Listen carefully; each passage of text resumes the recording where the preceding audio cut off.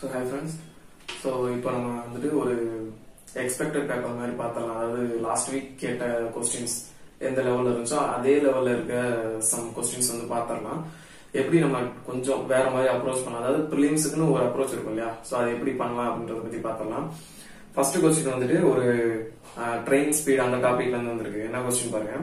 A train crosses a 600 meter long platform in 66 seconds. While it crosses a signal pole in 36 seconds. So ட்ரெயினோட speed கேக்குறாங்க. So நான் already எல்லா வீடியோலயும் சொல்லியிருக்கேன். ஒரு train வந்துட்டு ஒரு போலையோ ஒரு மேனையோ கிராஸ் பண்ணுது அப்படின்னா அந்த இடத்துல அந்த ட்ரெயினோட லென்த் மட்டும் தான் கன்சிடர் பண்ணணும். ஒரு பிளாட்ஃபார்ம் இல்ல ஒரு டர்னல் இல்ல இன்னொரு ட்ரெயின் இந்த மாதிரி கிராஸ் பண்ணுது அப்படின்னா அந்த இடத்துல அந்த ரெண்டு ஆப்ஜெக்டோட லென்த்தும் சேர்ந்து வரும். சோ இங்க ஃபர்ஸ்ட் கேஸ்ல வந்துட்டு ட்ரெயின் பிளஸ் பிளாட்ஃபார்ம் வருது. ஓகேவா? சோ ட்ரெயினோட லென்த் பிளஸ் பிளாட்ஃபார்மோட லென்த் ரெண்டு சேர்ந்து வரும். செகண்ட் கேஸ்ல வந்து வெறும் ட்ரெயினோட லென்த் மட்டும் தான் வரும். டைம் வந்து என்ன சொல்றாங்க, பிளாட்ஃபார்மோட சேர்ந்து கிராஸ் பண்றதுக்கு 66 செகண்ட்ஸ், வெறும் போல மட்டும் கிராஸ் பண்றது வந்து 36 செகண்ட்ஸ் எடுத்துக்குது. ஓகேவா?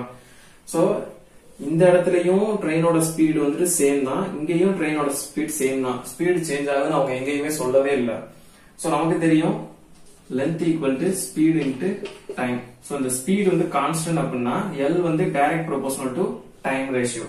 So time ratio நமக்கு 66 36 இருக்கு. ஓகேவா? இப்போ இது வந்து time ratio. So distance ratio என்ன இருக்கும்? 66 36 தான் இருக்கும் distance ratio. அதாவது length ratio. ஓகேவா? இப்போ ட்ரெயினோட லென்த்துக்கு மட்டும் 36 செகண்ட்ஸ் எடுத்துக்குது. ஆனா பிளாட்ஃபார்மை சேர்த்து கிராஸ் பண்றதுக்கு 36 செகண்ட்ஸ் எடுத்துக்குதா? அப்போ ரெண்டுத்துக்கும் உள்ள மைனஸ் என்ன வருது? 30 செகண்ட்ஸ் டிஃபரன்ஸ் வருதா? அதாவது அந்த பிளாட்ஃபார்ம் மட்டும் கிராஸ் பண்றதுக்கு 30 செகண்ட்ஸ் எடுத்துருக்கு ட்ரெயின். அதான் மீனிங். சோ புரியுதா உங்களுக்கு? ட்ரெயினோட லென்த் மட்டும் 36 செகண்ட்ஸ், பிளாட்ஃபார்மோட சேர்த்து கிராஸ் பண்ணும்போது 66 ஆகுது. எவ்வளவு எக்ஸ்ட்ரா ஆகுது? 30 செகண்ட்ஸ். அந்த 30 செகண்ட்ஸ் எதனால வந்துச்சு? அந்த பிளாட்ஃபார்மை கிராஸ் பண்ணதுனால அந்த 30 செகண்ட்ஸ் எக்ஸ்ட்ரா வந்திருக்கு. சோ 30 செகண்ட்ஸ்ல பிளாட்ஃபார்மோட லென்த்தை கிராஸ் பண்ணுது. சோ பிளாட்ஃபார்மோட லென்த் வந்து நமக்கு சொல்லியிருக்காங்க 600 மீட்டர்னு. சோ அப்ப ட்ரெயினோட ஸ்பீட் வந்து என்ன வரும்? ஸ்பீட் ஃபார்முலா வந்து என்னது? Length divided by time. இங்க லென்த் வந்து பிளாட்ஃபார்மோட லென்த் 600 இருக்கு, பிளாட்ஃபார்ம் கிராஸ் பண்ண 30 செகண்ட்ஸ் எடுத்துக்குது. ஓகேவா? கேஎம்பிஎஸ்ல கேட்டிருக்காங்க, அதனால இன்டு 18/5 பண்ணீங்கன்னா சோ 150 4 டைம்ஸ் போகும். So 72 kmph. சோ இதான் இந்த क्वेश्चनோட ஆன்சர். அடுத்த क्वेश्चन ஒரு ட்ரெயின் ஸ்பீட் டாபிக்ல இருந்து வந்திருக்கு. என்ன சொல்றாங்க பாருங்க. A 140 meter long train crosses a pole in 5 seconds. So ஒரு போல தான் கிராஸ் பண்ணுது. அப்ப அந்த இடத்துல ட்ரெயினோட லென்த் மட்டும் தான் கன்சிடர் பண்ணணும். ட்ரெயினோட லென்த் கொடுத்துருக்காங்க, அது அந்த போல கிராஸ் பண்ண எடுக்கிற டைம் கொடுத்துருக்காங்க. சோ நம்ம ஸ்பீட் இதுல இருந்து ஈஸியா ஃபைண்ட் அவுட் பண்ணிடலாம். அடுத்த பாயிண்ட் என்ன சொல்றாங்க? while crosses a man sitting in another train going in the same direction in 8 seconds, find the speed of another train. So இந்த இடத்துல நிறைய பேர் என்ன தப்பு பண்ணுவீங்கன்னா, செகண்ட் பாயிண்ட் என்ன சொல்றாங்க, இன்னொரு ட்ரெயின்ல உட்கார்ந்துருக்க ஒரு பர்சனை தான் கிராஸ் பண்ணுது இந்த ட்ரெயின் ஏ, ட்ரெயின் பி கிராஸ் பண்ணது சொல்லல. நிறைய பேர் இந்த இடத்துல என்ன பண்ணுவீங்க, சோ செகண்ட் கேஸ்ல ட்ரெயின் பி ல இருக்க பர்சனை கிராஸ் பண்றதுனால அந்த ட்ரெயினோட லென்த்தையும் சேர்த்து கன்சிடர் பண்ணுவீங்க, A பிளஸ் பி அந்த மாதிரி. சோ அப்படி கிடையாது. கொஸ்டின் நல்லா ரீட் பண்ணி பாருங்க. நான் ஏன் திரும்ப திரும்ப இந்த பாயிண்ட் எல்லா வீடியோல சொல்றேன்னா, இந்த தப்பு பண்ணக்கூடாது. அதுக்குதான் ஒரு போலையோ ஒரு மேனையோ கிராஸ் பண்ணணும்னு சொன்னா எது கிராஸ் பண்ணதோ அதோட லென்த்தை மட்டும் தான் கன்சிடர் பண்ணணும். ஓகேவா? நமக்கு வந்து செகண்ட் லைன்ல என்ன சொல்றாங்க, இன்னொரு ட்ரெயின்ல உட்கார்ந்துருக்க ஒரு பர்சன் சேம் டிஸ்டன்ஸ்ல அந்த ட்ரெயின் டிராவல் ஆகி போயிட்டு இருக்கு. இந்த ட்ரெயின் ஏ என்ன டிஸ்டன்ஸ்ல போதோ அதே என்ன டைரக்ஷன்ல போதோ அதே டைரக்ஷன்ல அந்த ட்ரெயினும் மூவ் ஆயிட்டு இருக்கு. அதுல இருக்கிற ஒரு பர்சனை அந்த ட்ரெயின் ஏ வந்து கிராஸ் பண்ணி போகுது. அப்ப அந்த இடத்துல ட்ரெயின் ஏவோட லென்த் மட்டும் தான் கன்சிடர் பண்ணணும். அதாவது நான் என்ன சொல்றேன், ஃபர்ஸ்ட் கேஸ்லயும் அந்த ட்ரெயின் ஏவோட லென்த் மட்டும் தான் கன்சிடர் பண்ணணும், செகண்ட் கேஸ்லயும் ட்ரெயின் ஏவோட லென்த் மட்டும் தான் கன்சிடர் பண்ணணும். ஓகேவா? அந்த பர்சன் வந்து 8 செகண்ட்ஸ்ல கிராஸ் பண்றாங்க. ஏன் இப்ப லென்த் வந்து சேம் தானே, அப்ப டைம் ஸ்பீடும் சேம், அப்ப டைமும் சேமா எடுத்துக்கணும்னு கேட்கலாம். பட் அந்த பர்சன் வந்து நிக்கல, அவர் வந்து அந்த ட்ரெயின்ல உட்காந்துருக்காரு. அந்த ட்ரெயின் வந்து சேம் டைரக்ஷன்ல மூவ் ஆகி போயிட்டு இருக்கு. சோ அந்த பர்சனுக்கு வந்து அந்த ட்ரெயினோட ஸ்பீடு தான் இருக்கும். ஓகேவா? இப்போ ஒரு ஒரு ஆப்ஜெக்ட்ல ஒரு பஸ் போயிட்டு இருக்கு, அதுக்கு ஒரு பர்சன் உட்காந்துருக்காங்கன்னா அந்த பஸ் என்ன ஸ்பீட்ல போதோ அந்த ஸ்பீட்ல தான் அந்த பர்சனும் மூவ் ஆகிட்டே போவாங்க. அப்ப ரிலேட்டிவ் ஸ்பீட் வந்து என்ன வரும்? ட்ரெயின் ஏ மைனஸ் ட்ரெயின் பி அந்த மாதிரி மாறிடும். சோ ரெண்டு கேஸ். சோ ஃபர்ஸ்ட் கேஸ்ல வந்துட்டு ட்ரெயின் ஏவோட ஸ்பீட் நம்ம கண்டுபிடிச்சிடலாம். ஸ்பீட் ஆஃப் ஏ வந்து என்னது 140 டிவைட் பை அது எடுத்துக்கிற டைம் வந்து 5 செகண்ட்ஸ். சோ 5 பண்ணினா 28 செகண்ட்ஸ், 28 மீட்டர் per செகண்ட் வந்துரும். யூனிட் ரொம்ப முக்கியம். இது வந்து ஸ்பீட் ஆஃப் ஏ. சோ இதே ட்ரெயின் சேம் டைரக்ஷன்ல போற இன்னொரு ட்ரெயின்ல இருக்க பர்சனை கிராஸ் பண்ணுது.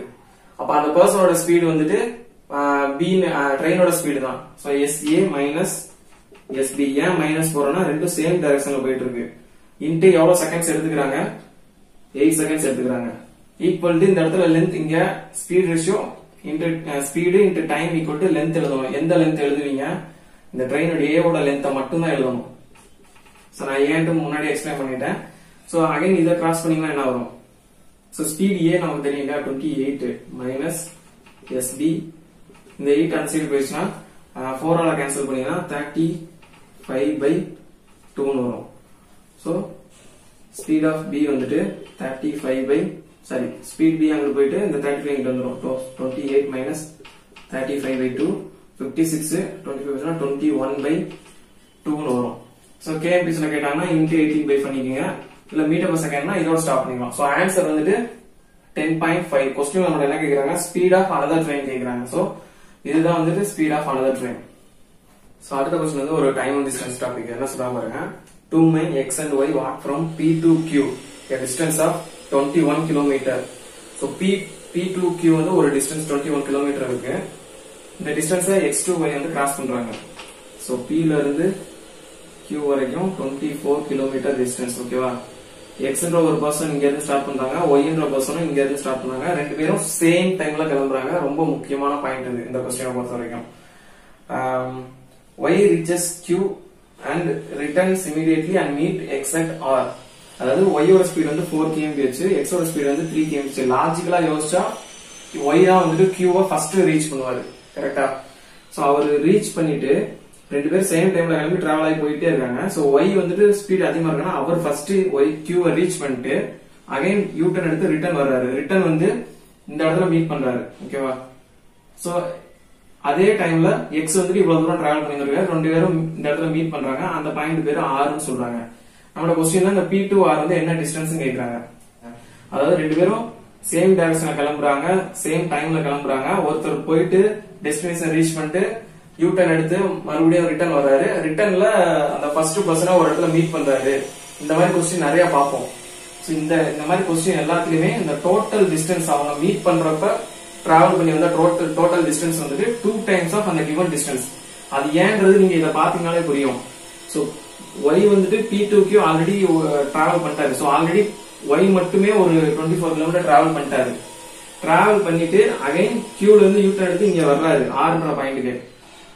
சோ X வந்து P ல இருந்து R க்கு ரீச் ஆகுறாரு மீட்டிங் டைம் அப்போ. சோ ஆல்ரெடி Y ஒரு 24 km. அகைன் ரிட்டர்ன் இவர் இங்கிட்ட இருந்து ஒரு டிஸ்டன்ஸ், இங்க இருந்து ஒரு டிஸ்டன்ஸ். அந்த டிஸ்டன்ஸ் வந்து சேம் இந்த 24 ஈக்குவலா இருக்குமா. சோ அவங்க டிராவல் பண்ணி வர டோட்டல் டிஸ்டன்ஸ் வந்து 2 டைம்ஸ் ஆஃப் அந்த given distance. ஓகேவா. 48 km அப்போ. சோ ரெண்டு பேரும் சேம் டைம்ல கிளம்புறாங்களா. So speed into time equal to distance. So time constant இந்த ரெண்டு பேருக்குமே. இவர் சேம் டைம்ல கிளம்புறதுனால சோ டைம் சேமா இருக்கனால ஸ்பீட் ரேஷியோ வந்து direct proportional to distance ratio. Speed ratio நமக்கு என்ன வரும், X is to Y ஓட ஸ்பீட் ரேஷியோ 3:4. ஓகேவா. சரி 21 km இருக்கு. அப்போ இங்க 21 னா 42 வரும். ஓகேவா. So X is to Y speed ratio வந்து 3:4. அப்ப டிஸ்டன்ஸ் ரேஷியோவும் 3:4 தான் வரும். சோ டோட்டல் டிஸ்டன்ஸ் வந்து ரேஷியோல 7 யூனிட்ஸ் வருதா. இது வந்து எதுக்கு ஈக்குவலா இருக்கும், அவங்க டிராவல் பண்ணி வந்தா 42 km ஈக்குவல். சோ நம்மட P to R கேக்குறாங்க. இந்த P to R வந்து யார் டிராவல் பண்ணி வர்றா, X. X தான் இந்த டிஸ்டன்ஸ் கிராஸ் பண்ணிருக்கு. Y வந்துட்டு P to Q போயிட்டு Q to R வந்திருக்காரு. சோ X கிராஸ் பண்ணது வந்து இந்த P to R. அப்ப X வந்து எவ்வளவு, 3 யூனிட்ஸ். சோ 7 யூனிட்ஸ் 42 னா 3 யூனிட்ஸ் வந்து 18 km வரும். அப்ப P to R வந்து 18 km. இதான் அடுத்த क्वेश्चन ஒரு time and distance related topic தான். என்ன சொல்றாங்கன்னா, distance between 2 stations A and B வந்து 720 km சொல்றாங்க. ஒன் ட்ரெயின் வந்து A ல இருந்து கிளம்புது 6 AM ல, இன்னொரு ட்ரெயின் வந்து B ல இருந்து கிளம்புது 7 AM ல. சோ டைம் வேற வேற இருக்கீங்க, அதை மைண்ட்ல வச்சுங்க. அடுத்த பாயிண்ட் என்ன சொல்றாங்க, B ஓட ஸ்பீட் வந்து 27 kmph, A ஓட ஸ்பீட் வந்து 56 kmph. அவங்க மீட் பண்ண எடுத்துக்கிற டைம் கேக்குறாங்க. ஃபர்ஸ்ட் இத யூசுவலா நம்ம எப்படி பண்ணுவோம் அப்படின்னா, A ஓட ஸ்பீட் வந்து 56, B உடைய ஸ்பீட் வந்து 27. ஓகேவா. சோ இவர் வந்து 6 AM கிளம்புறாங்க, இவங்க வந்து 7 AM கிளம்புறாங்க. ஓகேவா. நம்ம வந்துட்டு அந்த 6 to 7 1 AM வந்து இந்த A மட்டும் தான் மூவ் ஆயிட்டே இருந்திருக்கும். சோ நார்மல் டிஸ்டன்ஸ் வந்து 720. சோ இந்த ட்ரெயின் ஏன்ற ட்ரெயின் கிளம்பி மூவ் ஆயிருச்சு, பி ட்ரெயின் வந்து அப்பயும் ஆஃப்ல தான் இருக்கு. சோ அந்த 1 ஹவர்ல இவ்வளவு டிஸ்டன்ஸ் டிராவல் பண்ணிருப்பாங்க வச்சுங்க, ஒரு அப்ராக்சிமேட்டா சொல்றேன். சோ இந்த டிஸ்டன்ஸ் வந்து என்ன, ஒரு ஸ்பீட் வந்து 56 km ஆச்சு. அப்ப 1 ஹவர்ல 56 கிலோமீட்டர் டிராவல் பண்ணிருப்பாரா, அப்ப 720ல 56 போயிடும். சோ 720ல 56 போயிடுச்சுன்னா என்ன வரும், 20 36 6 4 கிலோமீட்டர் இருக்கும். ஓகேவா. அதாவது 7 மணிக்கு ட்ரெயின் ஏ இந்த இடத்துல இருக்கும், அப்பதான் ட்ரெயின் பியும் ஸ்டார்ட் ஆகுது. அப்ப அவங்களுக்குள்ள டிஸ்டன்ஸ் வந்து 664. இப்ப வந்து கொஸ்டின் என்னவா மாறிடுச்சு, ரெண்டு பேரும் சேம் டைம்ல கிளம்புறாங்க, மீட் பண்ண எவ்வளவு டைம் எடுத்துக்குவாங்க அப்படின்ற மாதிரி கொஸ்டின் மாறிடும். சோ ரெண்டு பேரும் ஆப்போசிட் டைரக்ஷனால ஸ்பீட வந்து ஆட் பண்ணிக்குவோம். ரிலேட்டிவ் ஸ்பீட் வந்து 56 பிளஸ் 27 76 83 kmph. சோ டிஸ்டன்ஸ் இருக்கு. அப்ப மீட்டிங் டைம் வந்துட்டு டிஸ்டன்ஸ் டிவைடட் பை டைம் பண்ணீங்கன்னா 8 times 8 hours வருமா. சோ 8 ஹவர்ஸ்க்கு அப்புறம் அவங்க இந்த இடத்துல மீட் பண்ணிருப்பாங்க. அதாவது 7 AM க்கு அப்புறமா 8 ஹவர்ஸ் கழிச்சு மீட் பண்ணிருப்பாங்க. அப்ப மீட்டிங் டைம் வந்து எத்தனை மணிக்கு, 7 AM plus 8 hours. So 3 PM. So இது வந்து நம்ம யூசுவலா இந்த மாதிரி தான் பண்ணுவோம். இத ரேஷியோ மெத்தட்ல நம்ம எப்படி பண்ணலாம், போன क्वेश्चन அப்ரோச் பண்ணோம் இல்லையா, டைம் சேம், அப்ப ஸ்பீட் வந்து டைரக்ட் ப்ரொபோர்ஷனல் டு டிஸ்டன்ஸ். அந்த மெத்தட் எப்படி பண்ணலாம் அப்படின்னா, சோ இங்கதான் டைம் சேம் இல்லையே, அப்ப என்ன பண்றது, நம்ம வந்து டைம் சேம் ஆக்கிக்குவோம், அவ்வளவுதான். சோ யார் வந்து லேட்டா கிளம்புறா, 1 hour லேட்டா கிளம்புறது வந்து 7 AM இவர் கிளம்புறாரா, சோ இவரும் 6 AM கிளம்புனதா கன்சிடர் பண்ணுங்க. 6 AM கிளம்புனதா கன்சிடர் பண்ணா, சோ 1 hour இவருடைய டிஸ்டன்ஸ் வந்து எக்ஸ்ட்ரா ஆட் ஆகுதா, அந்த 1 hour டிஸ்டன்ஸ் வந்து இந்த 720 ஆட் பண்ணிருங்க. சோ இங்க ஒரு 27. சோ டோட்டல் டிஸ்டன்ஸ் வந்து 720 பிளஸ் 27 747 ஆயிருமா. இப்ப இவரும் 6 மணிக்கு கிளம்புறாரு, இவரும் 6 மணிக்கு கிளம்புறாரு மாதிரி மீனிங் ஆயிடுச்சு. அப்போ ஸ்பீட் ரேஷியோ வந்து டைம் சேமா இருக்கு. Speed ratio direct proportional to time ratio. So speed ratio வந்து 56 27. சோ டைம் சேம்ன்றனால இதையே நம்ம டிஸ்டன்ஸ் ரேஷியோவா எடுத்துக்கலாம். டோட்டல் வந்து 83 வந்து 747 கிலோமீட்டருக்கு ஈக்குவல் டோட்டல் டிஸ்டன்ஸ். அப்போ நம்மளோட மீட்டிங் டைம் கேக்குறாங்கல்ல, சோ 83 இந்த 7 சோ 1 யூனிட் வந்து என்ன வரும், 9 டைம்ஸ் போகுமா. அப்போ 9 ஹவர்ஸ்க்கு அப்புறமா, அதாவது 6 AM க்கு அப்புறம் 9 ஹவர்ஸ் கழிச்சு மீட் பண்ணிருப்பாங்க. So plus 3 PM. Same answer. So ratio மெத்தட்ல போனா நம்ம இந்த மாதிரி பண்ணிக்கிறோம். क्वेश्चन வந்து ஒரு போட் அண்ட் ஸ்ட்ரீம் டாபிக். என்ன சொல்றாங்கன்னா, speed of current is 8 kmph less than speed of boat in still water. அதாவது speed of boat in still water x, இதுக்கும் ஸ்பீட் ஆஃப் ஸ்ட்ரீம் y இதுக்கும் உள்ள டிஃபரன்ஸ் வந்து 8 kmph சொல்லிட்டாங்க. அப்ப இன்டைரக்டா அவங்க என்ன சொல்றாங்க, அப் ஸ்ட்ரீம் வந்து 8 kmph சொல்றாங்க. சோ இதான் பாயிண்ட். செகண்ட் பாயிண்ட் என்ன சொல்றாங்க, ratio of speed of boat in down stream to speed of stream. அதாவது down stream speed x plus yக்கும் ஸ்பீட் ஆஃப் ஸ்ட்ரீம் yக்கும் உள்ள டிஃபரன்ஸ் இது ரேஷியோ வந்துட்டு 22:7 சொல்றாங்க. சோ இதுல இருந்து x ஓட வேல்யூ வந்து நமக்கு என்ன வரும், y வந்து 7, x பிளஸ் y வந்து 22. அப்ப y x ஓட வேல்யூ வந்து 22 minus 7 வந்து 14 யூனிட்ஸ் வரும். கரெக்டா? சரி, 15 யூனிட்ஸ் வரும். சோ நம்மட்ட என்ன சொல்றாங்க, இப்ப x ஓட வேல்யூ 15 இருக்கு, y ஓட வேல்யூ 7 இருக்கு. அப்ப இதுல சப்ஸ்டிட் பண்ணீங்கன்னா x minus y வந்து என்ன வரும், 15 minus 7 8 யூனிட்ஸ் வரும். இது வந்து ரேஷியோல. இதோட ரியல் வேல்யூ வந்து நமக்கு 8 kmph क्वेश्चनல சொல்லிட்டாங்க. சோ 8 யூனிட்ஸ் வந்து 8 kmph. ஓகேவா? அப்போ டவுன் ஸ்ட்ரீம் வந்து 22 யூனிட்ஸ் வந்து 22 kmph இருக்கும். சோ क्वेश्चन என்ன கேக்குறாங்க, find downstream distance covered by boat in 4 hours. So downstream distance 4 hours ல எவ்வளவு distance travel பண்ணிருக்கோம். So 4 into 22 பண்ணீங்கன்னா 88 கிலோமீட்டர். சோ இதான் அந்த क्वेश्चन ஆன்சர். ஒரு போட் அண்ட் ஸ்ட்ரீம் டாபிக் தான். என்ன சொல்றாங்க, A ன்னு ஒரு போட், B ன்னு ஒரு போட், ரெண்டும் சேம் ஸ்ட்ரீம்ல ஆப்போசிட் டைரக்ஷன்ல டிராவல் பண்ணி வர்றாங்க. ஆனா யாரு அப் ஸ்ட்ரீம் யாரு டவுன் ஸ்ட்ரீம்ன்ற டீடைல் வந்து அவங்க சொல்லல. அதை நம்ம தான் ஃபைண்ட் அவுட் பண்ணி ஆகணும். இந்த சம்ம பொறுத்த வரைக்கும் இது கொஞ்சம் ட்ரிக்கி தான். ஆனா பிரிலிம்ஸ்ல ஒரு சம் தான், ரொம்ப ஈஸி. கான்செப்ட் வந்து ஈஸியா போட்டுறலாம். சோ A வந்துட்டு 108 கிலோமீட்டர் டிராவல் பண்றாங்க, B வந்துட்டு 95 கிலோமீட்டர் டிராவல் பண்றாங்க. ரெண்டு பேரும் ஆப்போசிட் டைரக்ஷன் சொல்றாங்க. A வந்து 108 கிலோமீட்டர் 4.5 ஹவர்ஸ்லயும், B வந்து 95 கிலோமீட்டர் 9.5 ஹவர்ஸ்லயும் டிராவல் பண்றாங்க. அப்ப யார் வந்து அப்ஸ்ட்ரீம் யார் டவுன் ஸ்ட்ரீம் தெரியாது. ஆனா ரெண்டு பேரும் ஆப்போசிட் டைரக்ஷன்ல ஒரே ஸ்ட்ரீம்ல தான் வந்துட்டு இருக்காங்க. அதாவது ஒரே ரிவர்னு கூட வச்சுக்கோங்க. இப்போ A யாருடைய டிஸ்டன்ஸ் அதிகம்? A வந்து 108, இவர் வந்து 95. சோ இது வந்து A B ஓட டிஸ்டன்ஸ்.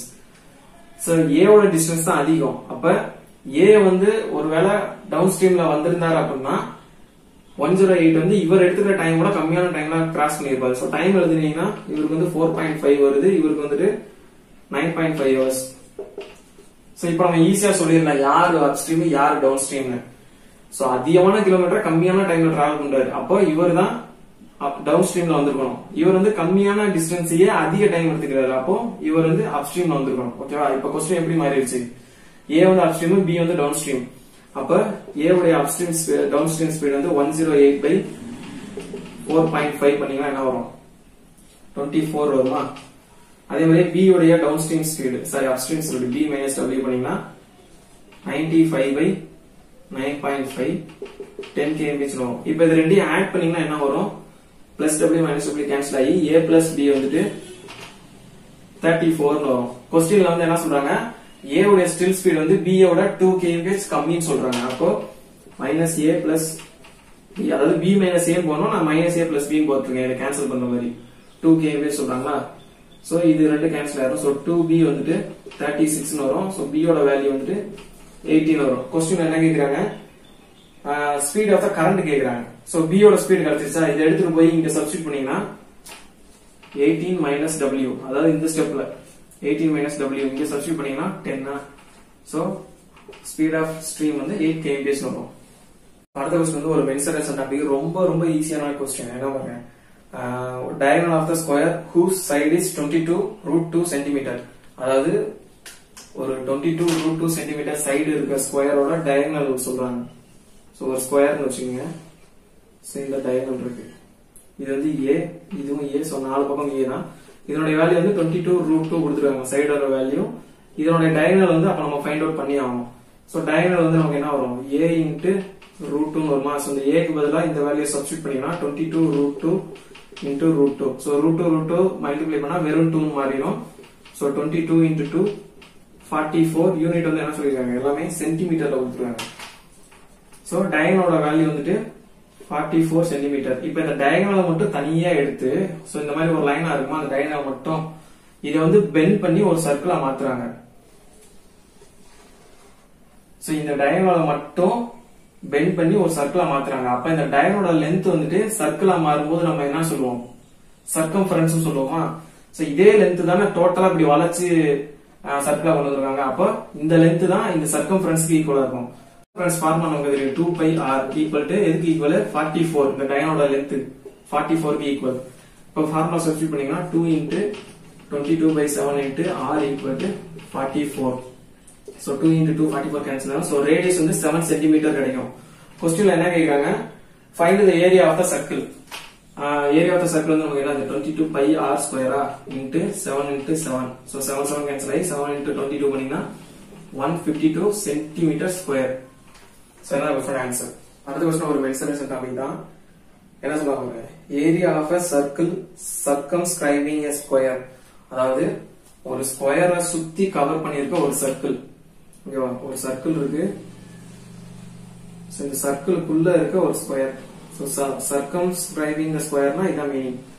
ஓகேவா? ஸ்கொயரை வந்து கவர் பண்ண மாதிரி இருக்கும் அந்த சர்க்கிள். இந்த ஏரியா, இந்த சர்க்கிளோட ஏரியா வந்துட்டு என்ன சொல்றாங்க? 5r² வந்துட்டு 486 சென்டிமீட்டர் ஸ்கொயர் சொல்றாங்க.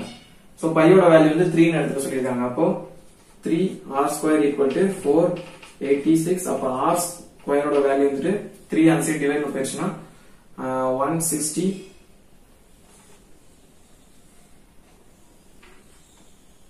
சோ r² அந்த பக்கம் போயிடுச்சுனா r² மட்டும் 162 இருக்கும். அப்போ ரூட் ஆஃப் எடுத்தீங்க அப்படின்னா r equal to root of 162. So 81 into 2 பிரிக்கலாமா? So 81 ஸ்கொயர்ல இருந்து வெளில எடுத்தீங்கன்னா 9√2. இது வந்து ரேடியஸ்.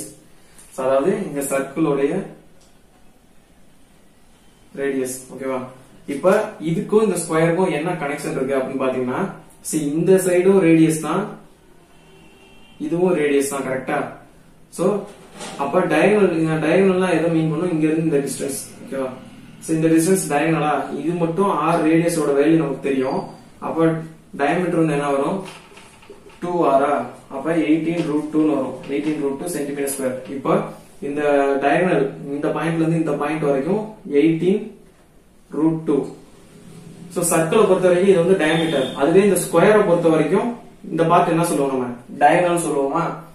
இந்த பார்ட் ஸ்கொயரோட இந்த கார்னர்ல இருந்து இந்த கார்னர் வரைக்கும் வந்து ஸ்கொயரோட டயகனல். அப்ப ஸ்கொயரோட டயகனல் வந்துட்டு 18√2. அப்ப ஸ்கொயரோட சைடு வேணும் அப்படின்னா a வேணும் என்ன செய்வோம்? a ஓட ஃபார்முலா வந்து என்னது? ஆக்சுவலா டயகனல் வந்து என்ன formula? √2 into a. So √2 cancel ஆகி a வந்துட்டு 18 வந்துமா? 18 சென்டிமீட்டர். சோ நம்மட இந்த ஸ்கொயரோட பெரிமீட்டர் கேக்குறாங்க. பெரிமீட்டர் வந்து என்னது? 4 times of a. So 72 centimetre வரும். அடுத்த क्वेश्चन வந்து ஒரு mixture alligation question. When 20% of the mixture of milk and water is taken out and replaced with same quantity of water. Same quantity ஆல replace பண்றாங்க. இந்த வார்த்தை ரொம்ப முக்கியம். Then the ratio of milk to water becomes 12:13. Find the ratio of milk to water initially in the mixture. அதாவது இனிஷியலா என்ன ரேஷியோல இருக்கு நமக்கு தெரியாது, milk is to water.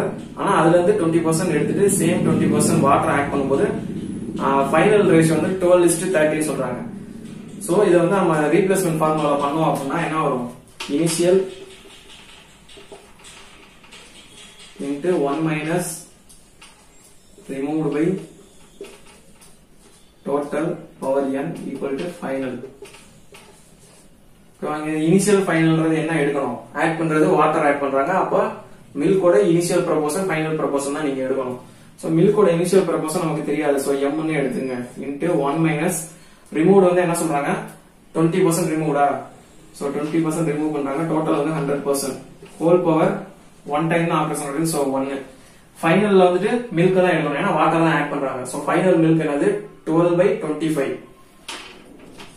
So 12/25.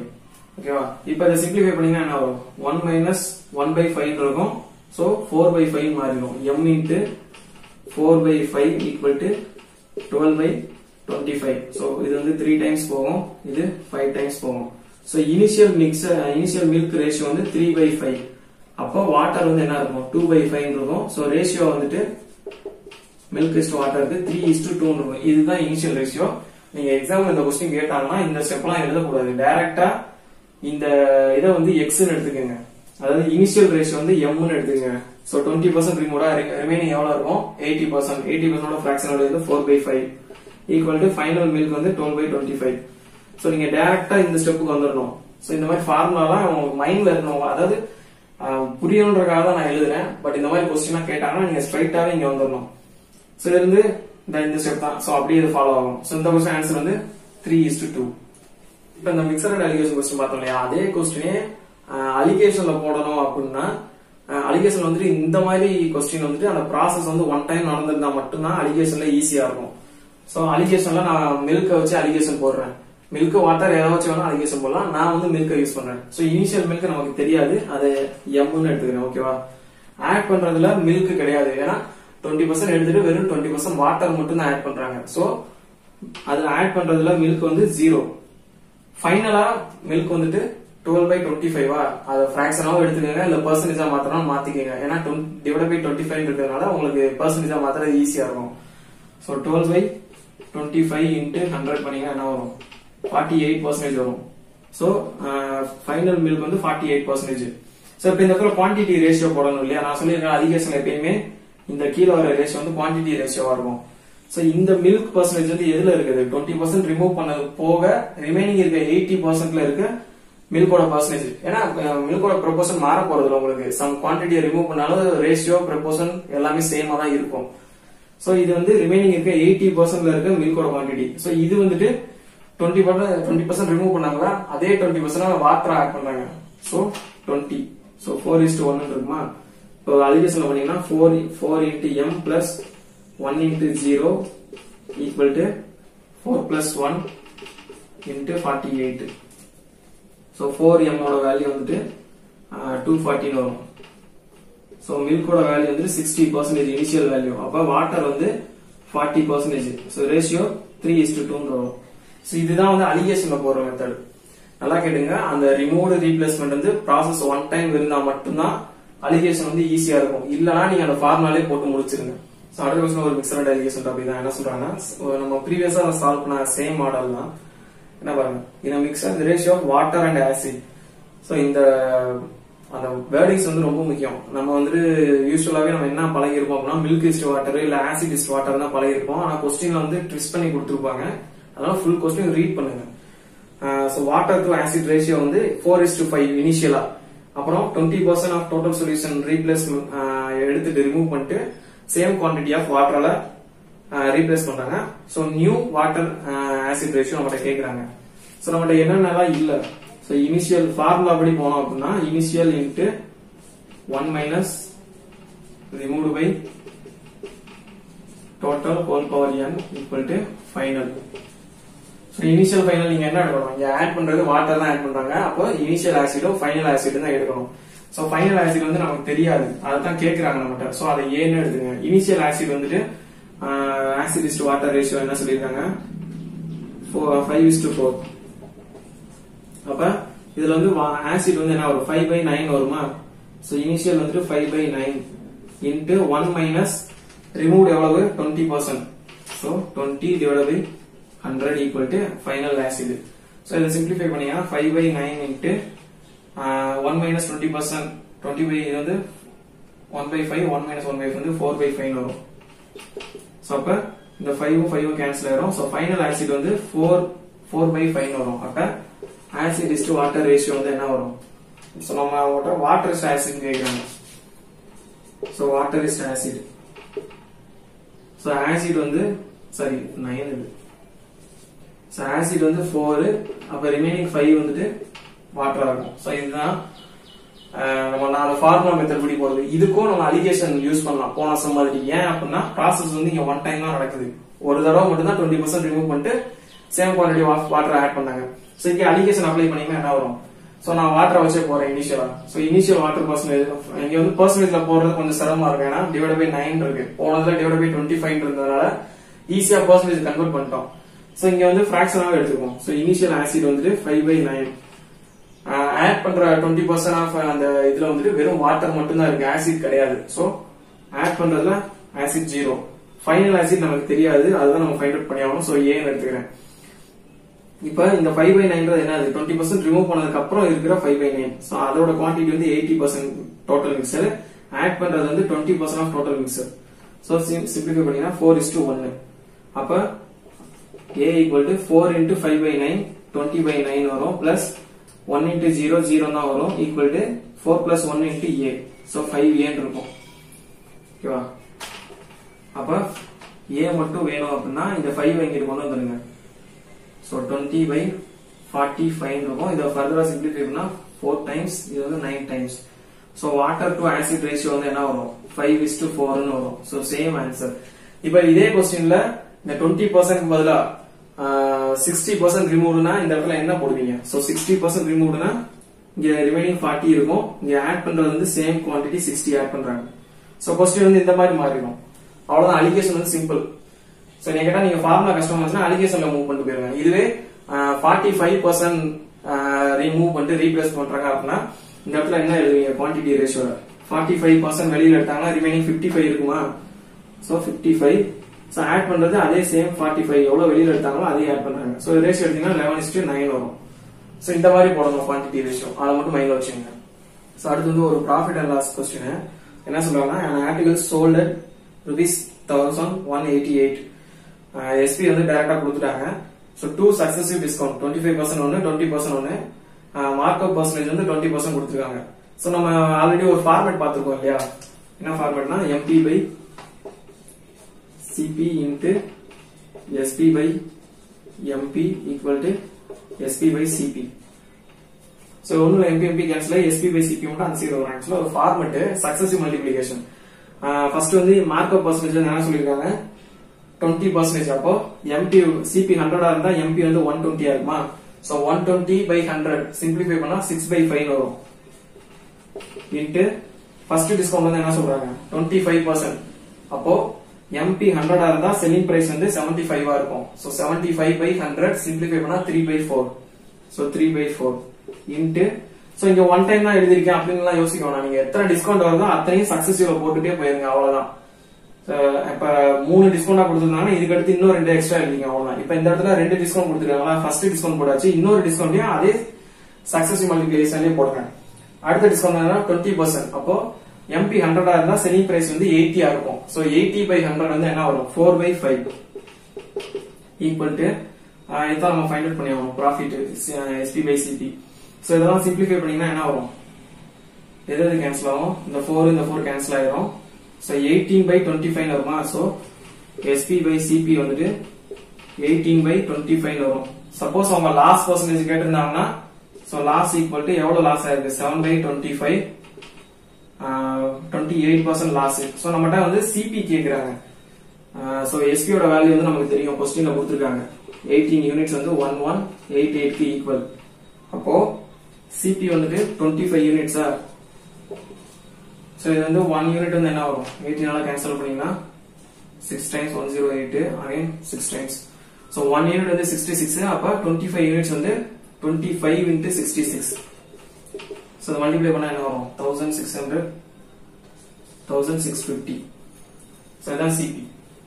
அடுத்து பாருங்க, ஒரு மெர்ச்சன்ட் வந்துட்டு ஒவ்வொரு மேங்கோவையும் 25% ப்ராஃபிட்ல செல் பண்றாங்க. அதுவே ஒவ்வொரு மேங்கோக்கும் 1 ரூபி எக்ஸ்ட்ராவா வச்சு செல் பண்ணியிருந்தாரு அப்படின்னா அவருடைய ப்ராஃபிட் வந்து 50%. சோ இது வந்துட்டு ட்ரெடிஷனல் மெத்தட்ல பண்ணா, ரேஷியோ மெத்தட்ல பண்ணா என்ன பண்ணலாம், CPSP. சோ இனிஷியல் ப்ராஃபிட் வந்து 25%. அப்ப 4:5 ஒரு ரேஷியோ. நியூ ப்ராஃபிட் பர்சன்டேஜ் வந்து 50%. அப்போ 2:3 வரும். CP 100 இருந்தா SP வந்து 150 இருக்கும். சிம்பிளிஃபை பண்ணீங்கன்னா 2:3 வரும். சோ ரேஷியோ வந்து ரெண்டு கேஸ்லயே நமக்கு சேம் தான். அதனால இங்க 4 இருக்கு, இங்க 2 இருக்கு. சோ இந்த 2 4 ஆ மாத்தணும் அப்படின்னா இன்டு 2 பண்ணணுமா. சோ இன்டு 2 பண்ணிட்டீங்கன்னா 4:3 ஆயிரும். இது வந்து சேம் அதே ரேஷியோ தான் இருக்கும். இப்போ வந்து ரெண்டு கேஸ்லயுமே CP சேமா இருக்கு. SP ல மட்டும் என்ன சேஞ்ச் நடந்திருக்கு, சரி 6. SP ல மட்டும் என்ன சேஞ்ச் நடந்திருக்கு, பிளஸ் 1 யூனிட் ஆட் ஆயிருக்கா. சோ அந்த 1 யூனிட் வந்து எதுக்கு ஈக்குவல், 1 ரூபி எக்ஸ்ட்ரா வச்சு விக்கிறாங்களோ அதனால வருது. சோ அந்த 1 யூனிட் வந்து 1 ரூபீஸ்க்கு ஈக்குவல். அப்ப நம்மகிட்ட ப்ரீவியஸ் செல்லிங் பிரைஸ் கேக்குறாங்க. சோ 5 யூனிட்ஸ் வந்து 5 rupees. இது ட்ரெடிஷனல் மெத்தட். இந்த क्वेश्चन பார்த்தோம்னா நம்ம ஆன்சர் பண்ணிடலாம். என்ன சொல்லலாம், ப்ரீவியஸா 25% இருக்கு ஒவ்வொரு மேங்கோக்கும். சோ செல்லிங் பிரைஸ்ல 1 ரூபி இன்க்ரீஸ் ஆனா ப்ராஃபிட்ல 25% இன்க்ரீஸ் ஆகுது. அப்போ ப்ராஃபிட்ல நம்ம எப்பவுமே CP பேஸ் பண்ணி தான் சொல்லுவோம். சோ 25% CP ஈக்குவல் டு எதுக்கு ஈக்குவல், அந்த எக்ஸ்ட்ராவா ஆட் ஆயிரும் 1 ரூபி ஈக்குவல். அப்ப ப்ரீவியஸ் செல்லிங் பிரைஸ் கேக்குறாங்களா. சோ ப்ரீவியஸா 25% ப்ராஃபிட். அப்ப CP 100 இருந்தா SP வந்துட்டு 125% ஆகும். சோ 125% CP வந்துட்டு 5 rupees. சோ டைரக்டா இப்படி பார்த்தோனே சொல்லிடலாம். இந்த क्वेश्चन சால்வ் பண்ணணும்னு அவசியம் கிடையாது, பார்த்தோனே சொல்லிடலாம். क्वेश्चन ஒரு ப்ராஃபிட் அண்ட் லாஸ் ஸ்ட்ரக்சர் என்ன சொல்றாங்கன்னா, sum of CP of 2 articles A and B வந்து 1200 சொல்லிட்டாங்க. சோ ரெண்டு ஆர்டிகல் 1200 சம். ஆர்டிகல் A வந்து 15% ப்ராஃபிட்லயும் B வந்து 25% லாஸ்லயும் செல் பண்றாங்க. selling price of B is 620 less than that of A. அதாவது selling price of B வந்து selling price of A விட 620 கம்மி. So find the CP of A. So இது வந்து கிராஸ் மல்டிப்ளிகேஷன்ல பண்ணனா ரொம்ப ரொம்ப ஈஸி. கிராஸ் மல்டிப்ளிகேஷன் நமக்கு என்ன வேணும், சோ டாப் 2ல எழுதுறதுக்கு ஒரு ரேஷியோ வேணும், கீழ வந்து ஒரு வேல்யூ வேணும். சோ A ஓட ப்ராஃபிட் பர்சன்டேஜ் என்னது, A உடைய ப்ராஃபிட் பர்சன்டேஜ் வந்து 15%. அப்போ செல்லிங் பிரைஸ் CP 20 ஆ இருந்தா செல்லிங் பிரைஸ் 23 ஆ இருக்கும். ஓகேவா. அடுத்து வந்துட்டு B உடைய லாஸ் பர்சன்டேஜ் வந்து 25%. அப்போ CP 4 ஆ இருந்தா SP வந்து 3 ஆ இருக்கும். So divided by sum of CP வந்து என்ன சொல்றாங்க 1200. இங்க வந்து SP ல வந்து என்ன ரிலேஷன் சொல்றாங்க, இங்க நான் ஏன் டைரக்டா SP எடுத்தேன், சப்போஸ் ப்ராஃபிட் வந்து லெஸ் சொல்லியிருந்தாங்கன்னா இந்த இடத்துல வெறும் 3 மட்டும் போட்டிருப்பேன், இங்க வெறும் 1 மட்டும் போட்டிருப்பேன். So SP கம்பேர் பண்றாங்க அவங்க. SP of B is 620 less than SP of A. So நம்ம CP SP ரேஷியோ தான் எழுதணும். இதுவே profit earned on B is some amount less than profit earned on A. அப்படி profit கம்பேர் பண்ணிருந்தாங்கன்னா இந்த இடத்துல SP பதிலா வெறும் profit தான் எழுதிருக்கோம். So இந்த கேஸை பொறுத்தவரைக்கும் SP தான் சோ இது ரெண்டு கேஸ்லயும் எஸ்பி எழுதிருங்க. சோ இங்க வந்து சம் 6200 அதனால டைரக்டா எழுதிட்டோம். இங்க வந்து டிஃபரன்ஸ் சொல்லிருக்காங்க. எஸ்பி ஓட டிஃபரன்ஸ் எது அதிகம் எது கம்மி. எஸ்பி ஆஃப் பி தான் கம்மி, ஏ ஓட பி வந்து 620 கம்மி. அப்ப பி க்கு முன்னாடி மைனஸ் போடணும். எது கம்மியா இருக்கும் அதுக்கு முன்னாடி மைனஸ் போட்டுருங்க. கிராஸ் மல்டிப்ளிகேஷன் அதான் ரொம்ப முக்கியம். சோ எவ்வளவு டிஃபரன்ஸ் 620. இப்ப கிராஸ் மல்டிப்ளை பண்ணுங்க, இதையும் கிராஸ் மல்டிப்ளை பண்ணுங்க. என்ன வரும் 4 into 23 minus of minus 3 into 20 equal to இதையும் கிராஸ் மல்டிப்ளை பண்ணுங்க. என்ன வரும் 4 into 620 minus of minus 3 into 1200. So இது சிம்பிளிஃபை பண்ணா என்ன வரும், இது 92 இது 60 மைனஸ் மைனஸ் பிளஸ் ஆயிரும். சோ 152 இருக்கும். இந்த சைடு இது வந்து 2480 3600. So 2480 plus 3600. சோ ஆட் பண்ணீங்கன்னா 6080 வருமா. சோ 152 யூனிட் வந்து 6080. நம்மளோட क्वेश्चनல என்ன கேக்குறாங்க, சிபி ஆஃப் ஏ. சோ இந்த 20 ஓட வேல்யூ கேக்குறாங்க. இதான சிபி ஆஃப் ஏ நம்ம எடுத்துக்கிறது. So 20 units. சோ 1 யூனிட் வந்து என்ன வரும், சோ இத கேன்சல் பண்ணா இது 4 டைம்ஸ் போகுமா. So 1 unit 40. அப்ப 20 யூனிட்ஸ் வந்து 20 into 40 800. சோ இதான் சிபி ஆஃப் ஏ. இது வந்து ஒரு டைம் அண்ட் ஒர்க் டாபிக்ல இருந்து வந்திருக்கு. A can complete work in 30 days. So A வந்து 30 டேஸ்ல முடிக்கிறாங்க. A and B together can complete. So அடுத்த கம்பேரிசன் வந்து ஏ பிளஸ் பி பண்றாங்க. சோ அவங்க ரெண்டு பேரும் சேர்ந்து 87.5% ஒர்க்க 50 டேஸ்ல முடிக்கிறாங்க. சோ 87.5 ஓட ஃபிராக்ஷன் வேல்யூ வந்து என்னது 7/8. அதாவது டோட்டல் ஒர்க் 8 இருந்தா ஏபி வந்து 7 யூனிட்ஸ் ஒர்க்க வந்து 15 டேஸ்ல கம்ப்ளீட் பண்றாங்க. அப்ப 8 யூனிட்ஸ் வந்து எவ்வளவு டேஸ்ல கம்ப்ளீட் பண்ணுவாங்க, 8 into 15/7. அப்படியே ஒரு கிராஸ் மல்டிப்ளை மாதிரி பண்ணிருங்க. சோ 8 into 15/7 அதாவது 120/7 days. So A and B வந்து ஃபுல் ஒர்க்கையும் 120/7 டேஸ்ல கம்ப்ளீட் பண்ணுவாங்க. இப்போ இதுக்கு எல்சிஎம் எடுத்தீங்கன்னா என்ன வரும், 120. ஏ ஓட எஃபிஷியன்சி 4, இங்க வந்து 7 வரும். சோ அப்ப ஏ பிளஸ் பி 7, ஏ வந்து 4. அப்ப பி ஓட எஃபிஷியன்சி வந்து என்ன வரும், 3 வருமா. சோ அடுத்த क्वेश्चन என்ன சொல்றாங்கன்னா, சி ஒருத்தர கம்பேர் பண்றாங்க. சோ அவர் வந்து பி ஓட எஃபிஷியன்சி மாதிரி ட்வைஸ் சொல்றாங்க. அப்ப சி ஓட எஃபிஷியன்சி வந்து என்ன வரும், 6 வரும். So C alone complete the work கேக்குறாங்க. சோ 120/6 பண்ணீங்கன்னா 20 days. சோ அடுத்த क्वेश्चन ஒரு டைம் அண்ட் ஒர்க் டாபிக் தான். என்ன சொல்றாங்கன்னா 7/24 part of work done by AC together in 5 days. அதாவது AC சேர்ந்து 7/24 ஒர்க்க வந்து 5 டேஸ்ல கம்ப்ளீட் பண்றாங்க. B மட்டும் 20 டேஸ்ல முடிக்கிறாங்க. சோ B வந்து 20 டேஸ். இன்னொரு பாயிண்ட் என்ன சொல்றாங்கன்னா, எஃபிஷியன்சி ஆஃப் BC வந்து கம்பேர் பண்றாங்க. B வந்து C ஓட 50% மோர் எஃபிஷியன்சி சொல்றாங்க. அப்ப C வந்து 100 இருந்தா B வந்து 150 இருக்கும். சோ சிம்பிளிஃபை பண்ணீங்கன்னா 3:2. சோ B ஓட எஃபிஷியன்சி 3 இருக்கு, B எடுத்துக்கிற டைம் இருக்கு. அப்ப டோட்டல் ஒர்க் வந்து என்ன வரும், 3 into 20 16 வரும். சோ இந்த 60ல 7/24 பார்ட் ஆஃப் ஒர்க்க வந்து A plus C சேர்ந்து எவ்வளவு டேஸ்ல முடிக்கிறாங்க, 5 டேஸ்ல முடிக்கிறாங்க. A ஓட C ஓட எஃபிஷியன்சி நமக்கு தெரியும். அதை சப்ஸ்டிட்யூட் பண்ணீங்கன்னா இது சிம்பிளிஃபை பண்ணுங்க. அதுக்கு முன்னாடி இது 2 டைம்ஸ் இது 5 டைம்ஸ் போகுமா. சோ 35/2 ஈக்குவல் டு A ஓட எஃபிஷியன்சி தெரியாது, C ஓட எஃபிஷியன்சி 2 into 5. சோ அகைன் இந்த 5 ஆல கேன்சல் பண்ணீங்கன்னா 7/2 வரும். சோ A equal to 1.5 வரும் ஃபைனலா சிம்பிளிஃபை பண்ணீங்கன்னா. சோ நம்மட்ட क्वेश्चन என்ன கேக்குறாங்க, A alone complete the work. So total work 60, A ஓட எஃபிஷியன்சி 1.5 பண்ணீங்கன்னா 40 டேஸ் ஆகும். சோ இதான் இந்த क्वेश्चनோட ஆன்சர். அடுத்த क्वेश्चन வந்து ஒரு டிஸ்கானஸ்ட் ஷாப்கீப்பர் அந்த டாபிக்ல இருந்து ஒரு क्वेश्चन. என்ன சொல்றாங்க பாருங்க, dishonest trader mixes the equal quantity of chili powder worth 100 per kg with a packet of worth 40 per kg. அதாவது அவங்க கிட்ட ஆல்ரெடி ஒரு பாக்கெட் 100 rupees ஒரு அதாவது ஒரு கேஜி வந்து 100 rupeesன்ற குவாலிட்டில ஒரு சில்லி பவுடர் இருக்கு.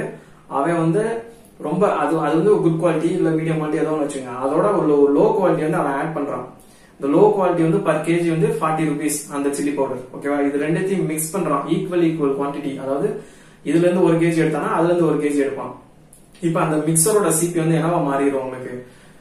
சோ அலிகேஷன்ல பண்ணீங்க அப்படின்னா, சோ அவன்கிட்ட ஆல்ரெடி இருக்கிறது 100 per kg, ஆட் பண்ணது 40 per kg. So CP of mixture, so இது 1 kg னா இது 1 kg ஈக்குவல் குவான்டிட்டினா அதான் மீனிங். அப்ப சிபி வந்து என்ன வரும் 1 into 100 plus 1 into 40 140 divided by 1 plus 1 2 வரும். So சிபி வந்து 70 rupees ஆயிரும். இப்ப ஆக்சுவலா அவன்கிட்ட இருந்தது 100 rupees. இப்ப அந்த லோ குவாலிட்டியை மிக்ஸ் பண்ணதுனால அவனுக்கு வந்து சிபி கம்மி ஆகுது. ஓகேவா? சோ 70 ஆயிருச்சு. இப்ப இந்த மிக்சர் வந்து என்ன பண்றான், இந்த அவனோட ஒரிஜினல் பிரைஸ் இருக்குல்ல இதுல 20% மார்க்அப் பண்றான். சோ சிபி அவனோட original CP 100 divided by CP of mixture. So இந்த பிரைஸ் வந்து 20% மார்க்அப் பண்றானா, அப்போ எம்பி பை சிபி ரேஷியோ வந்து 6/5 இருக்கும். அடுத்து என்ன பண்றான், டிஸ்கவுண்ட் கொடுக்குறான். சோ டிஸ்கவுண்ட் வந்து எவ்வளவு கொடுக்குறான், சரி டிஸ்கவுண்ட்ல இங்க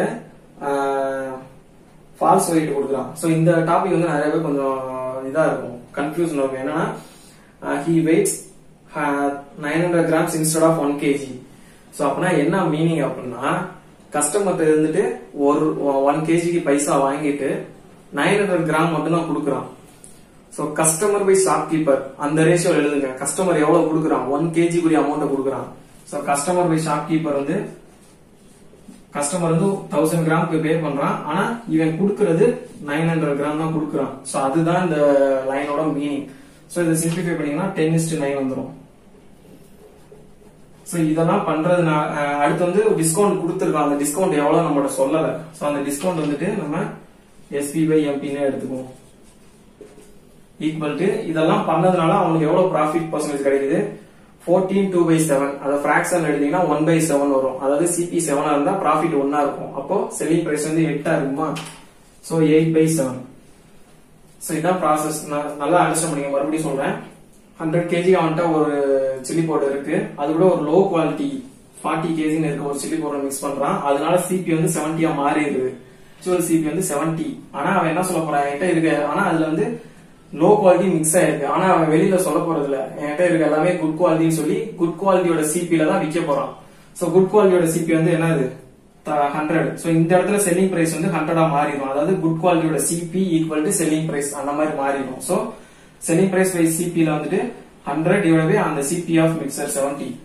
அடுத்து வந்து என்ன செய்யறான், டைரக்டா அந்த 100 rupees விற்காம அதை 20% மார்க்அப் பண்றான்.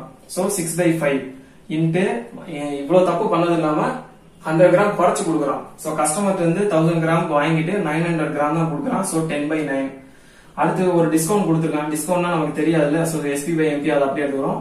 ப்ராஃபிட் பர்சன்டேஜ் வந்து 1/7. அப்ப SP/CP வந்து 8/7 வரும். சோ இப்ப சிம்பிளிஃபை பண்ணீங்கன்னா எது கேன்சல் ஆகும் பாருங்க.